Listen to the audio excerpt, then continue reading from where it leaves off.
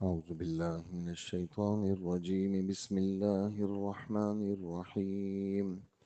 يوم نقول لجهنم هل امتلأت وتقول هل من مزيد وأزلفت الجنة للمتقين غير بعيد هذا ما توعدون لكل أواب حفيظ من خشي الرحمن بالغيب وجاء بقلب منيب ادخلوها بسلام ذلك يوم الخلود لهم ما يشاءون فيها ولدينا مزيد صدق اللہ العظیم. 6 آیتیں آپ حضرات نے سنی ہیں 30 سے لے کر 35 تک، اور آیات کا ترجمہ ہے کہ وہ وقت یاد رکھو جب ہم دوزخ سے کہیں گے کیا تو بھر بھی گئی، تو وہ کہے گی کیا کچھ اور بھی ہے، اور پرہیزگاروں کے لیے جنت اتنی قریب کر دی جائے گی کہ کچھ بھی دور نہیں رہے گی، اور کہا جائے گا کہ یہ ہے وہ چیز جس کا تم سے وعدہ کیا جاتا تھا، کہ وہ ہر اس شخص کے لیے ہے جو اللہ سے خوب لو لگائے ہوئے ہو اور اپنے نگرانی رکھنے والا ہو، اور جو خدائے رحمان سے اسے دیکھے بغیر ڈرتا ہو، اللہ کی طرف رجوع کرنے والا ہو، اور اللہ کی طرف رجوع ہونے والا دل لے کر کے آئے. تم سب جنت میں سلامتی کے ساتھ داخل ہو جاؤ، اور وہ دن ابدی زندگی کا دن ہوگا. ان جنتیوں کو وہ سب کچھ ملے گا جو وہاں پر چاہیں گے، اور ہمارے پاس کچھ اور زیادہ بھی ہے. یہ ان آیتوں کا ترجمہ ہے، اور چونکہ ہر آیت اپنی جگہ پہ وضاحت طلب ہے، تو پہلی آیت میں یہ والی بات فرما رہے ہیں کہ ہم دوزخ کو کہیں گے کہ کیا تو بھر بھی گئی، تو وہ اور کا مطالبہ کرے گی کہ اور بھی میرے میں گنجائش ہے. تو یہ دوزخ کے غصے کا بیان ہے. اور قرآن پاک کے اندر سورہ فجر میں اللہ پاک فرماتے ہیں، یہ ہمارے علماء کا ایک جملہ ہے کہ القرآن یفسر بعضہ بعضا. یہ جو قرآن پاک ہے یہ ایک دوسرے کی تشریح کرتا ہے. مثال کے طور پر یہاں ایک آیت ہے، اس کی وضاحت آپ کو کہیں اور ملے گی، اس کی وضاحت آپ کو کہیں اور ملے گی. تو دوزخ کے بارے میں سورہ فجر میں اللہ پاک فرماتے ہیں کہ وَجِیءَ یَوْمَئِذٍ بِجَہَنَّمَ، دوزخ کو کل قیامت کے دن لایا جائے گا. اور احادیث میں آتا ہے کہ 70,000 اس کی 70,000 لگامیں ہوں گی دوزخ کی، اور ہر لگام پہ 70,000 فرشتے ہوں گے دوزخ کو لائیں گے. اور دوزخ کے غصے کا بیان جیسے یہاں پر ہے کہ حل من مزید، اور بھی ہیں، اور کافروں کو اوروں کو بھیجے. تو سورہ ملک میں تبارک الذی والی صورت میں اللہ جل جلالہ دوزخ کے غصے کا بیان فرما رہے ہیں کہ وہی تفور، فار یفور کے معنی آتے ہیں جوش میں آنا. تکاد تمیز من الغیظ، دوزخ ایسی جوش میں آئے گی کہ لگتا ایسا ہوگا کہ ابھی تھوڑی دیر میں غصے سے پھٹ پڑے، ایسا جوش ہوگا دوزخ کا، اور یہ اور کا مطالبہ کرے گی. اچھا، پھر آتا ہے احادیث کے اندر کہ اللہ پاک اپنا پاؤں رکھیں گے. اس کی کیا صورت ہوگی وہ اللہ کو معلوم ہے. ہم اس کی اندر تشریح میں گھسنے سے ہمیں منع کیا ہے. جہاں اللہ کے ہاتھ کا ذکر ہے، آنکھوں کا ذکر ہے، ہاتھ پیر کا ذکر ہے، وہاں ہم تشریحات میں نہیں جائیں گے. بس ہمارا عقیدہ ہے کہ ہے، لیکن کیسا ہے ہمیں کیا پتہ کیسا ہے، اس کو خدا کے حوالے کیا جاتا ہے. اس طرح کی آیات کو آیات صفات اور متشابہات کہتے ہیں. اللہ کی صفات ہیں اور ایسی ہے جس کا مطلب اللہ کے سوا کوئی نہیں جانتا. یہ بات بار بار اس لیے دہرائی جاتی ہے تاکہ بھولے نہیں، چونکہ اس کا تعلق عقیدے کے ساتھ ہے، اور عقائد کے اندر آدمی کو ٹھیک رہنا چاہیے. تو اللہ پاک اپنا پاؤں رکھیں گے. تو دوزخ کہے گی قط قط قط، قاف اور طا، قط قط قط، قط کے معنی بس بس بس، اب میں بھر گئی. تو یہ تو अहादीस और आयत में इन बातों का जिक्र है। और एक बात आप बार बार पढ़ चुके हैं, कुरान पाक के अंदर आती है कि मैं जिन्नात और इंसानों से दोज़ख को ज़रूर ज़रूर भरूंगा। मैं तो इसका मतलब ये नहीं है कि दोज़ख का मुतालबा हो और अल्लाह पाक भरने का कह रहे हैं।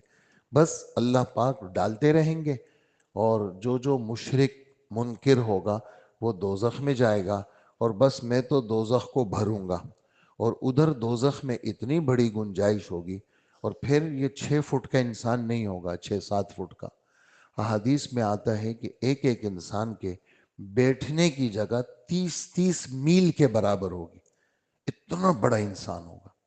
और ये भी आता है हदीस अहादीस में, एक एक काफिर की जो जबान होगी वो मीलों लंबी होगी, और उस पे सांप बिच्छू खच्चर के बराबर वो चल रहे होंगे। तो जब एक इंसान ऐसा होगा तो अरबों खरबों इंसान यानी कितने बड़े होंगे, और कितनी बड़ी दोज़ख है ये। तो ये इसका इल्म सिवाय अल्लाह के और किसी को नहीं है। तो इस आयत में दोज़ख के यानी गुस्से का बयान है, काफिरों को मज़ीद डराने के लिए कि ये हम कैसी गज़ब वाली जगह पे आ गए, ये तो भरने का नाम ही नहीं लेती, ये तो सब चीज़ों को खा लेगी।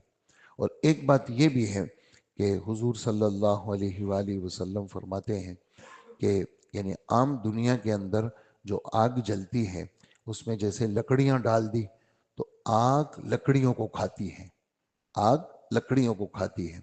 और इसी तरह कोई आप कोई भी चीज़ आग में डाल दो तो वो आग उसको खा लेती है। अच्छा, लकड़ी डालते हैं तो लकड़ियों से आग मजीद भड़क जाती है। अच्छा, दोज़ख के अंदर आग के भड़काने के लिए पत्थर होंगे, यानी दुनिया में आग में पत्थर डालें तो आग बुझ जाती है, दोज़ख में आग में पत्थर डालेंगे तो आग मजीद बढ़ेगी। ये भी जिक्र है अहादीस के अंदर। अच्छा, दोज़ख में जैसे दुनिया में पेट्रोल डालते हैं आग भड़क जाती है, मिट्टी का तेल डालते हैं आग भड़क जाती है, ऐसे ही दोज़ख में इंसानों को डालेंगे तो आग भड़केगी। हालांकि जिस्म वाली चीज डालते हैं तो आग को बुझ जाना चाहिए, लेकिन दोजख में इंसानों को डालेंगे तो आग भड़केगी। ये बात कुरान पाक में सूरह तहरीम में है, वक़ूदुहन नासु वल हिजारा।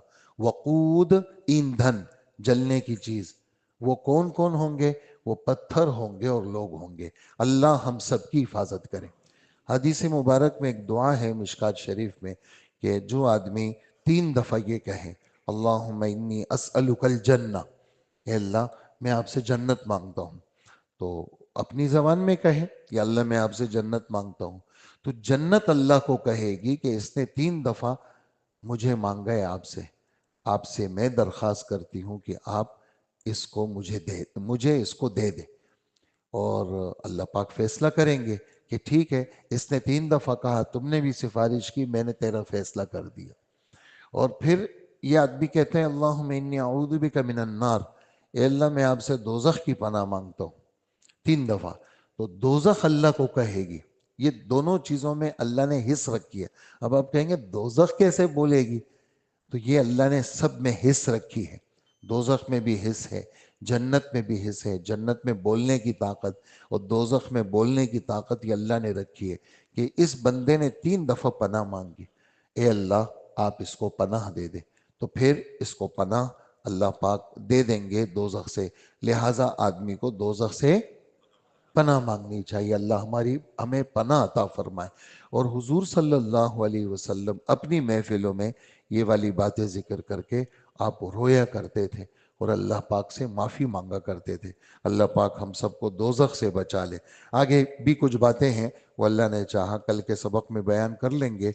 यौम नक़ूलु लिजहन्नमा हल इम्तलअति, वो वक्त याद रखने के काबिल है।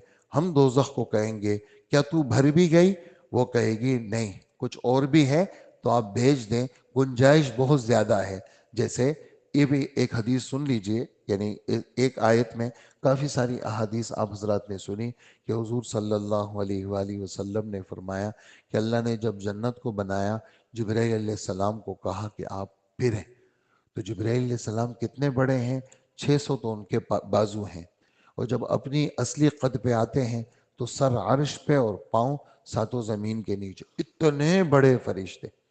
یہ دو جنت میں چلتے رہے چلتے رہے چلتے رہے، اور جنت کا ایک طرح سے اسے کنارہ نہیں ملا، اتنی بڑی جنت ہے۔ اور دوزخ جب بنائی، دوزخ میں کہا تم دوزخ کی چکر لگاؤ، دوزخ میں پھرے، اور دوزخ کا ان کو کنارہ نظر نہیں آیا۔ تو کتنی بڑی دوزخ ہوگی اور کتنی بڑی جنت ہوگی، یہ اللہ ہی کو معلوم ہے۔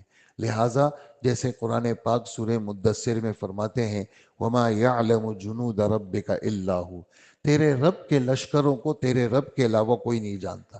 لہٰذا تیرے رب کی جنت کو اور تیرے رب کی دوزخ کو تیرے رب کے علاوہ کوئی نہیں جانتا، کتنی بڑی جنت کتنی بڑی دوزخ۔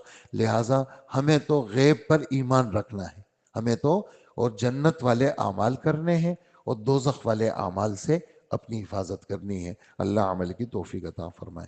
اللہم صلی وسلم